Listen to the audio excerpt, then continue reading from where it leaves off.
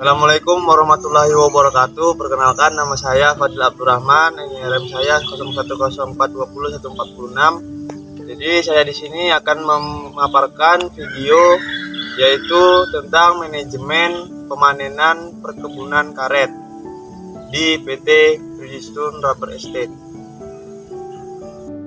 Dalam manajemen mutu pemanenan tanaman karet ini, yaitu kulit pohon karet adalah modal utama perkebunan karet. Seluruh biaya akan dicukupi dan hasil lateks yang keluar dari kulit tersebut. Oleh sebab itu, penderesan yang baik dan benar adalah salah satu kunci budidaya yang harus sangat penting untuk diutamakan. Menderes juga adalah satu pekerjaan membuat luka pada pohon karet tersebut di bagian kulitnya agar supaya mengeluarkan getah atau karet yang dihasilkan itu supaya maksimal. Semua karyawan di lapangan yang diterima bekerja harus terlebih dahulu diberikan materi-materi maupun pengetahuan tentang penderesan, baik itu penderes maupun mandor dan lain-lain. Untuk ada beberapa faktor yang mempengaruhi mutu penderesan atau pemanenan di perkebunan karet, yaitu salah satunya pertama waktu mulai menderes. Waktu mulai menderes mengapa bisa mempengaruhi kualitas dan mutu?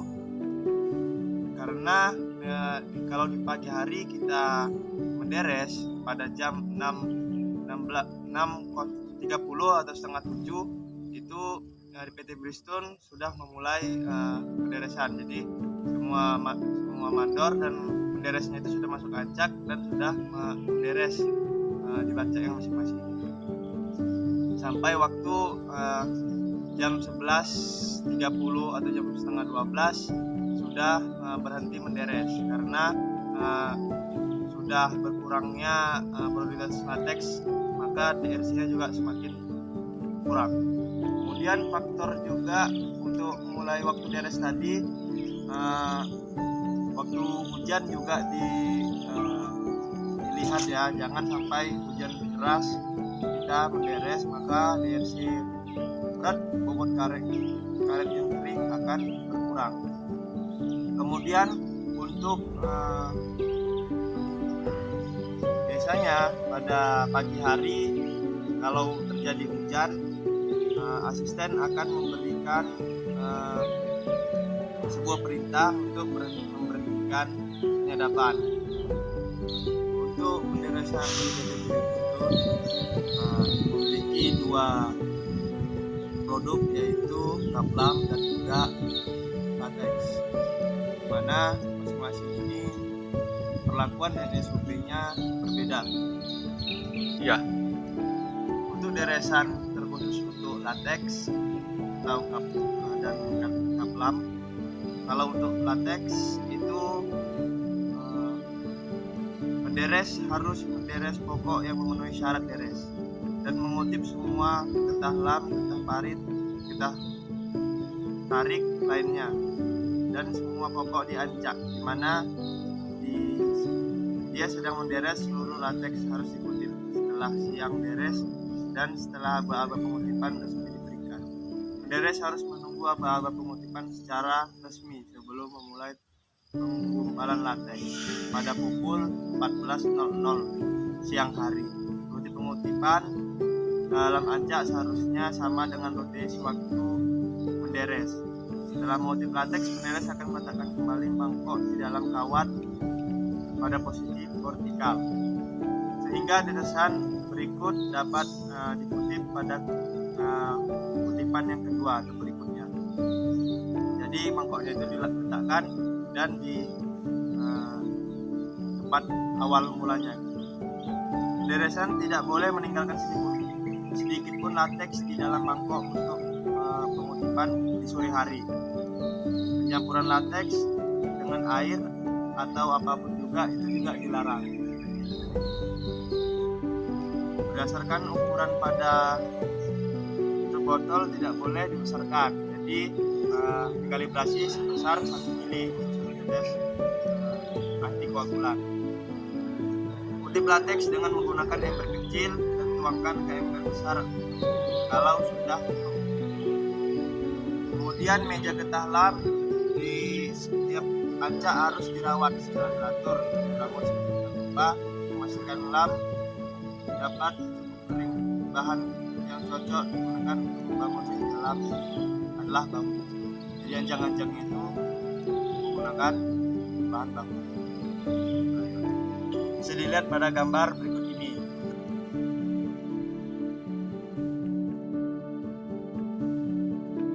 Untuk penderesan lam, maka kita bisa dapat melihat proses penderesan lateks lam berikut ini. Jadi kemudian kita lanjut ke penderesan kap lam. Untuk kap lam, penderes harus menderes semua pokok yang memenuhi syarat. Kemudian setelah selesai menderes dan wolon sekitar setengah 12 sampai dengan jam 1. Jadi setiap penderes harus menghubungkan 8 sampai 10 cc larutan cuka 3% ke dalam setiap mangkok untuk kemudian diaduk lateks dalam mangkok hingga menggumpal menjadi kap lam. Penderes harus menunggu aba-aba mengutip secara resmi sebelum mulai. Dalam ancak harus sama dengan rute sewaktu menderes pengutipannya. Setelah mengutip kap lam, penderes akan meletakkan kembali mangkok ke dalam kawat mangkok pada posisi vertikal sehingga tetesan berikutnya akan terjadi kap lam dengan sendirinya. Penderes tidak boleh meninggalkan sedikit kap lam di mangkok. Pencampuran kap lam dengan batu padas, kerikil, logam ataupun apapun juga dilarang. Besarnya ukuran lubang atau tutup jerigen 2 liter tidak boleh dibesarkan.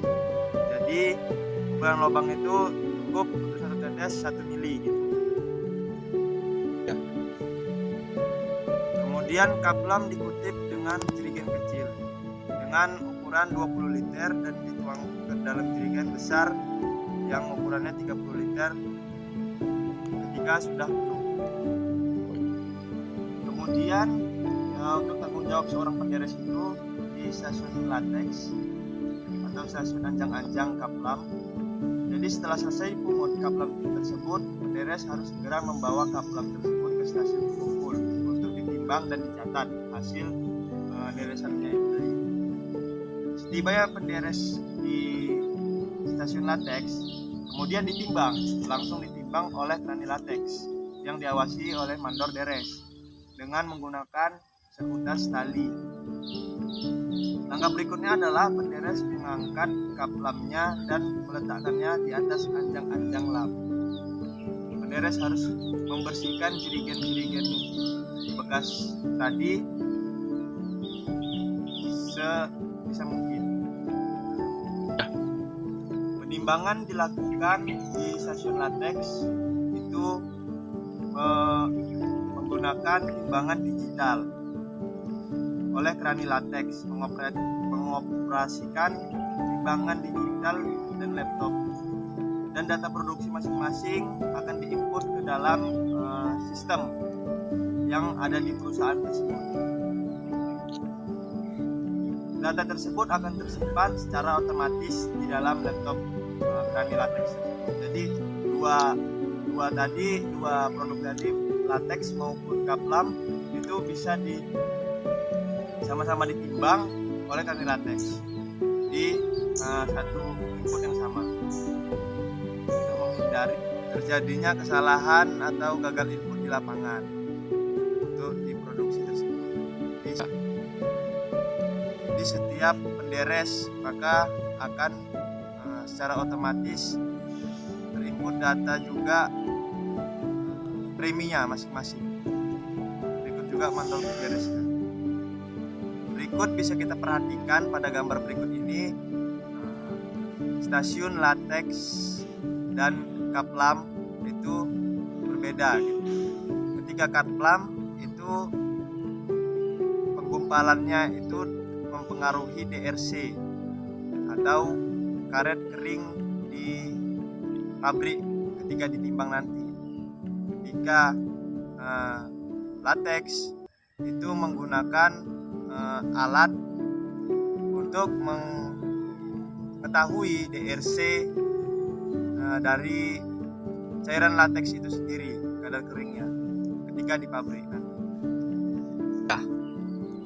Kemudian untuk memastikan manajemen mutu tadi, jadi staf, manajer maupun mandor besar yaitu di setiap updeling akan mengecek inspeksi yang dilakukan oleh staf ke lapangan masing-masing acak beres, yaitu dengan tujuan untuk menginspeksi apakah tanaman-tanaman kembali yang dipelihara Rambung itu akan tetap baik berproduksi sesuai dengan SOP yang telah tersedia. Dalam keadaan normal dari operasi ke lapangan, satu kali inspeksi deres itu mandor deres per updeling per bulan akan dilakukan setiap divisi oleh inspektur kebun. Setiap 5 pokok dari acak penderes harus diinspeksi. Jadi diambil sampel setiap 5 pokok, baik itu asisten, baik itu manajer, mandor besar dan mandor deres itu berhak untuk menginspeksi setiap 5 pokok per acak. Ya. Untuk tanda yang diberikan pada inspeksi di batang karet tersebut bisa kita lihat pada gambar berikut ini. Itu terdapat huruf V untuk memastikan inspeksi itu sudah dilaksanakan di acak tersebut. Ya. Adapun alat inspeksi deres khusus akan dipakai untuk menentukan kedalaman deresan, pemakaian kulit, dan cara mengukur luka kayu yang sempurna. Untuk tanda di pokok terhadap penderes yang menderes tidak benar akan digunakan kapur berwarna yang telah ditentukan sebagai berikut. Untuk manajer field manager itu berwarna putih, kemudian estetik inspector itu berwarna putih, assistant training division juga berwarna putih, division manager juga berwarna putih, asisten berwarna hijau, mandor besar berwarna merah, instruktur berwarna biru, dan mandor deres berwarna kuning. Ya. Jadi untuk menentukan aspek-aspek inspeksi tadi maupun kedalaman, pemakaian kulit dan mengukur luka kayu. Jadi untuk kedalaman itu perubahan baru yang tertulis di perusahaan, maka setiap dideres dengan dalamnya yang benar sesuai SOP pada perusahaan Bridgestone apabila kedalaman tidak kurang dari 0,5 mm dan tidak lebih dari 1 mm ke kambing. Ketika deresan tersebut lebih dalam 0,5 mm atau lebih dari 1 mm dari kambium dianggap tidak sempurna, tidak terlalu dalam atau kurang dalam. Kedalaman deres akan diperiksa sepanjang potongan sudut deresan baru menggunakan bagian yang tajam dari alat-alat inspeksi deres. Bagian tajam dipegang rata di paret deres yang dideres dan ujungnya diletakkan kuat menentukan apakah pokok telah dideres dengan kedalaman yang benar atau tidak. Alat tersebut diletakkan di parit, kemudian dihitung apakah benar kurang dari 0,5 dan lebih dari 1 mm. Akan dicek oleh divisi manajer, asisten, mandor besar, instruktur atau mandor deres. Selama inspeksi dijumpai pokok-pokok di deres kurang dalam, maka dia akan memberikan lingkaran bulatan di atas panel deresan dengan menggunakan kapur inspeksi masing-masing warna yang diberikan tadi. Bila dia menjumpai di areal panel deresan yang dideres terlalu dalam, maka dia menggambarkan sebuah garis di atas panel yang harus dideres paralel dengan kapur. Kemudian untuk mengetahui luka pada kayu adalah suatu deresan yang dibuat dengan pisau deres yang dapat melukai kayu keras atau kambium pada bidang deresan. Semua luka-luka dari 1 cm x 0,5 0, cm, besarnya hendaklah dihitung setiap luka yang dapat ditutupi dengan mengukur luka pada 4 segi. Alat inspeksi tidak ikut hitung. Jika seorang divisi manajer, asisten, mandur besar, instruktur atau mandur deres menjumpai luka pada kayu suatu pokok beberapa besarnya luka tersebut, maka untuk luka-luka ini yang bersangkutan akan memberi tanda garis miring pada pokok itu dengan memakai kapurnya. Pemakaian kulit hendaklah diukur dalam suatu garis tegak lurus pada samping belakang bidang sadap, yaitu di sebelah kiri dari akhir ujung atas dari parit deresan tersebut, di mana tanda bulan pemakaian kulit oleh penderes. Pemakaian kulit bulannya itu akan diukur dengan menggunakan alat inspeksi deresan untuk masing-masing deresan setiap 6 bulan sekali, yaitu pada akhir Juni dan Desember. Pemakaian kulit setengah tahun akan dapat diukur antara tanda panjang pemakaian kulit yang dibuat oleh penderes tersebut dengan alat meteran. Alat inspeksi deres yang dirancang secara khusus akan dipakai untuk mengukur pemakaian kulit. Semua pegawai yang ditugaskan untuk mengadakan inspeksi deres lebih dahulu harus dilatih dengan seksama dalam bekerja dan pemakaian alat-alat tersebut. Apabila membuka bidang deresan baru pada tanaman muda, maksimum pemakaian kulit diizinkan adalah 2,5 mm selama 3 deresan permulaan sampai kedalaman yang benar tanpa ada luka. Pemakaian kulit yang diizinkan adalah sebulan atau diukur dengan tanda ukuran yang ada pada alat inspeksi deres. Pemakaian kulit yang boros atau kurang akan dianggap sebagai pemakaian kulit yang tidak baik. Alat inspeksi deres yaitu alat khusus untuk inspeksi deres telah dibentuk untuk membuat semua pengawas kebun dalam melakukan inspeksi deres untuk masing-masing sistem deres. Ada bentuk khususnya yaitu untuk matanya dipergunakan untuk memeriksa kedalaman. Panah 1 cm kali setengah cm pada ujung alat ini adalah bentuk menemukan dengan cepat dan mudah besarnya luka yang dapat dikira-kira.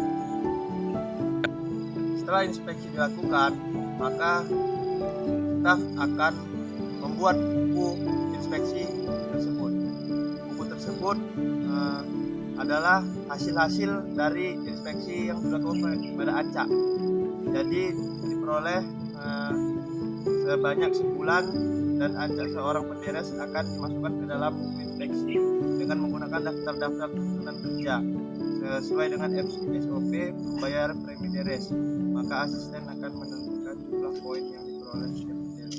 Jumlah dari poin-poin ini akan menjadi dasar untuk menentukan klasifikasi penderes dalam perhitungan premi mutunya tersebut. Jumlah dari poin mutu yang ditunjukkan pada laporan inspeksi deres yang dibuat oleh staf tadi harus selalu cocok dengan jumlah yang ditunjukkan dalam buku inspeksi untuk penderes yang sama dalam bulan yang sama pula.